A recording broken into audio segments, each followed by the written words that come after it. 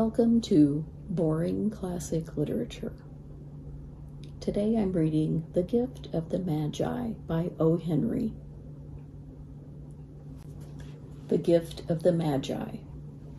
$1.87. That was all, and 60 cents of it was in pennies. Pennies saved 1 and 2 at a time by bulldozing the grocer and the vegetable man and the butcher until one's cheeks burned with the silent imputation of parsimony that such close dealing implied. 3 times Della counted it, $1.87, and the next day would be Christmas. There was clearly nothing left to do but flop down on the shabby little couch and howl, so Della did it, which instigates the moral reflection that life is made up of sobs, sniffles, and smiles, with sniffles predominating. While the mistress of the home is gradually subsiding from the first stage to the second, take a look at the home. A furnished flat at $8 per week.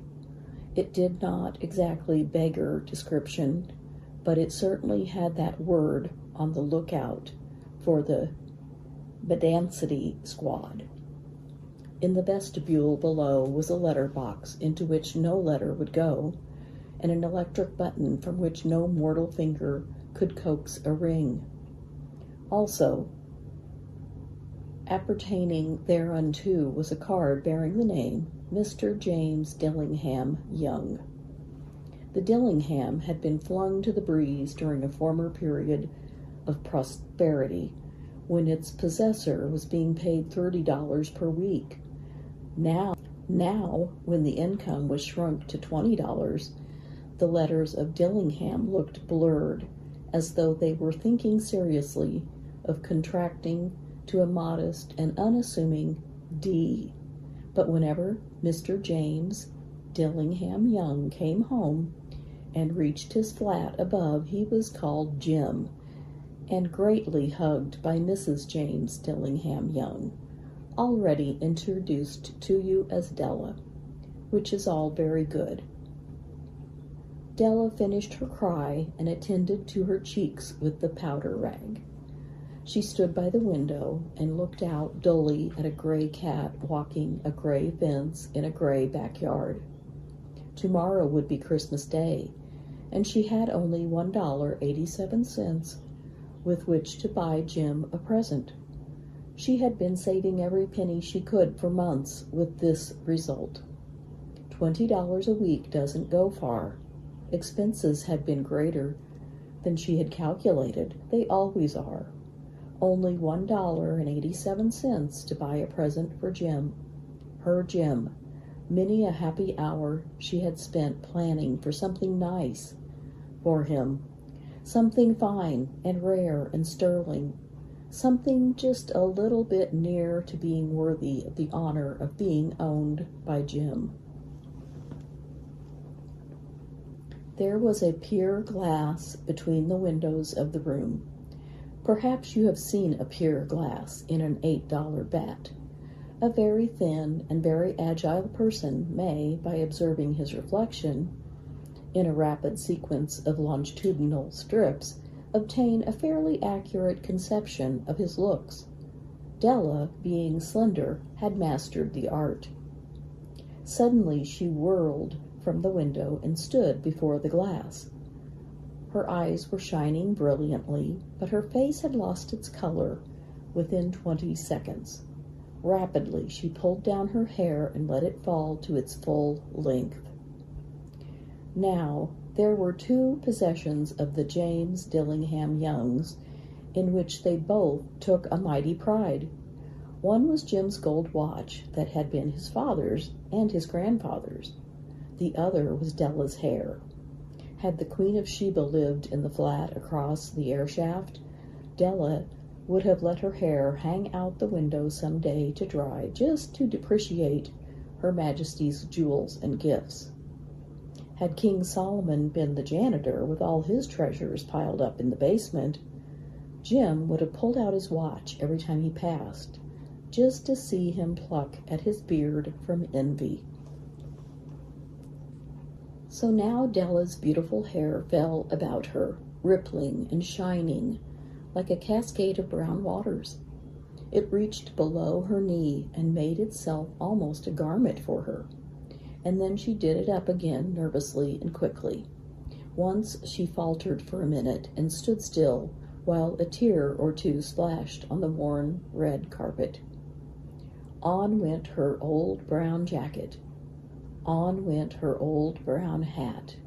With a whirl of skirts and with the brilliant sparkle still in her eyes, she cluttered out of the door and down the stairs to the street. Where she stopped, the sign read, Mademoiselle Sofronie, hair goods of all kinds. 1-8. Up Della ran and collected herself, panting.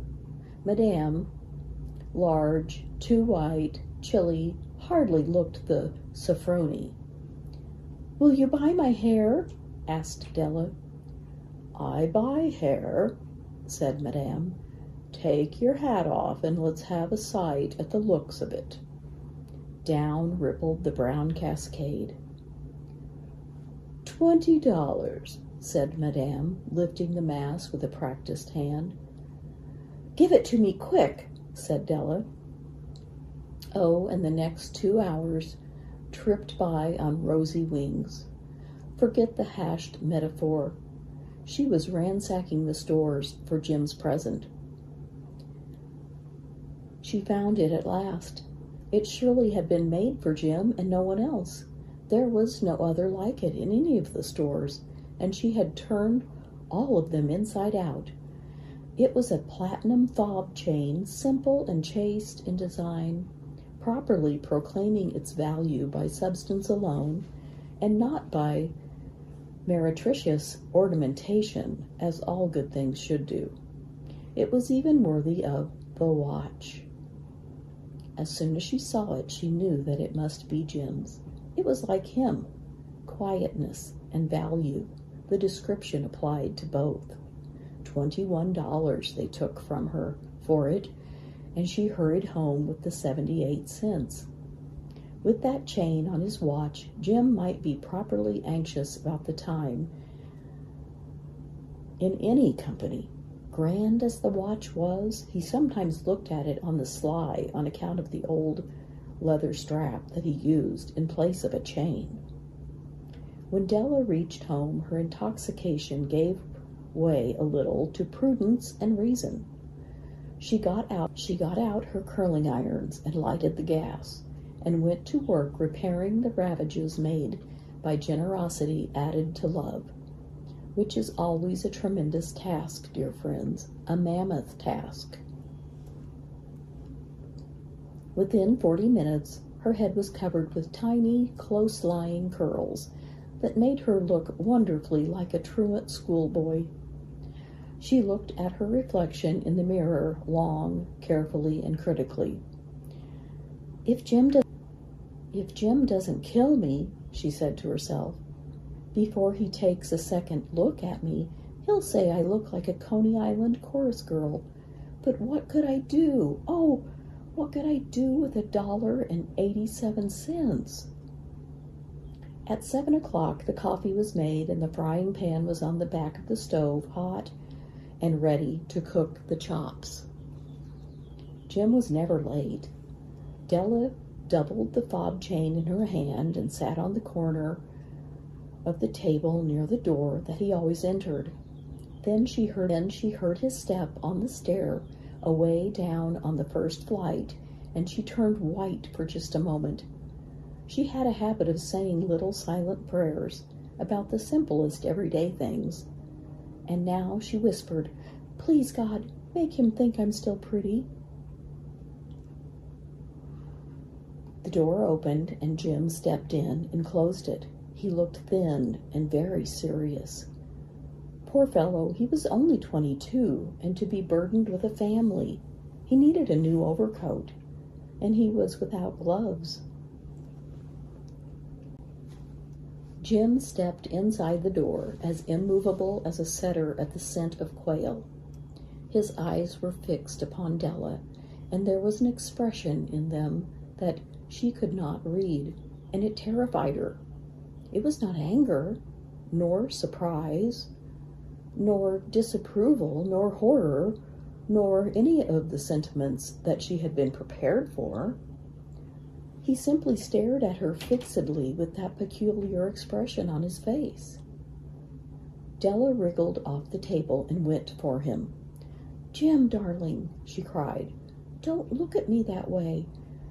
I had my hair cut off and sold it because I couldn't have lived through Christmas without giving you a present. It'll grow again. You won't mind, will you? I just had to do it. My hair grows awfully fast. Say Merry Christmas, Jim, and let's be happy. You don't know what a beautiful nice gift I've got for you."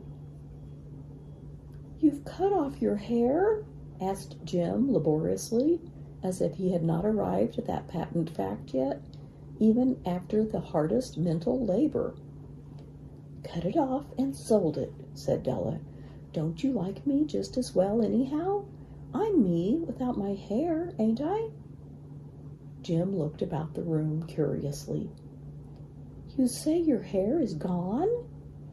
he said with an air almost of idiocy. "You needn't look for it," said Della. "It's sold. I told you, sold and gone, too. It's Christmas Eve, boy. Be good to me, for it went for you. Maybe the hairs of my head were numbered," she went on with a sudden serious sweetness, "but nobody could ever count my love for you. Shall I put the chops on, Jim?" Out of his trance, Jim seemed quickly to wake. He enfolded his Della. For 10 seconds, let us regard with discreet scrutiny some inconsequential object in the other direction. $8 a week or $1 million a year, what is the difference? A mathematician or a wit would give you the wrong answer. The Magi brought valuable gifts, but that was not among them. This dark assertion will be illuminated later on. Jim drew a package from his overcoat pocket and threw it upon the table. "Don't make any mistake, Dell," he said, "about me. I don't think there's anything in the way of a haircut or a shave or a shampoo that could make me like my girl any less. But if you'll unwrap the package, you may see why you had me going a while at first." White fingers and nimble tore at the string and paper, and then an ecstatic scream of joy, and then, alas, a quick feminine change to hysterical tears and wails, necessitating the immediate employment of all the comforting powers of the lord of the flat. For there lie the combs, the set of combs, side and back, that Della had worshipped for long in a Broadway window. Beautiful combs, pure tortoise shell with jeweled rims, just the shade to wear in the beautiful vanished hair. They were expensive combs, she knew, and her heart had simply craved and yearned over them without the least hope of possession, and now they were hers, but the tresses that should have adorned the coveted adornments were gone. But she hugged them to her bosom, and at length she was able to look up with dim eyes and a smile and say, "My hair grows so fast, Jim." Della leaped up like a little singed cat and cried, "Oh, oh!" Jim had not yet seen his beautiful present. She held it out to him eagerly upon her open palm. The dull, precious metal seemed to flash with a reflection of her bright and ardent spirit. "Isn't it dandy, Jim? I hunted all over town to find it. You'll have to look at the time 100 times a day now. Give me your watch. I want to see how it looks on it." Instead of obeying, Jim tumbled down on the couch and put his hands under the back of his head and smiled. "Dell," said he, "let's put our Christmas presents away. and keep 'em a while. They're too nice to use just at present. I sold the watch to get the money to buy your combs, and now suppose you put the chops on." The Magi, as you know, were wise men, wonderfully wise men who brought gifts to the babe in the manger. They invented the art of giving Christmas presents. Being wise, their gifts were no doubt wise ones, possibly bearing the privilege of exchange in case of duplication. And here I have lamely related to you the uneventful chronicle of two foolish children in a flat who most unwisely sacrificed for each other the greatest treasures of their house. But in a last word to the wise of these days, let it be said that of all who give gifts, these two were the wisest. Of all who give and receive gifts, such as they are wisest. Everywhere they are wisest. They are the Magi.